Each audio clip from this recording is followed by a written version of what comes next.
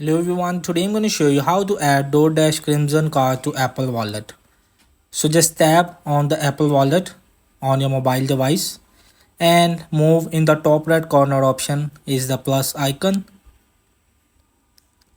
So what we can do, I will just tap on it and here is the option third is debit or credit card.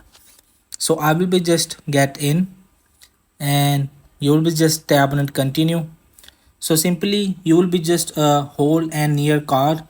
You will be just tap to with the chip on the card to add it to wallet, and you will just have to enter card details manually. So simply you will just enter your card name, or you will also scan card with camera and simply just tap on it next. So in this way you will just have to add DoorDash Crimson Card to Apple Wallet.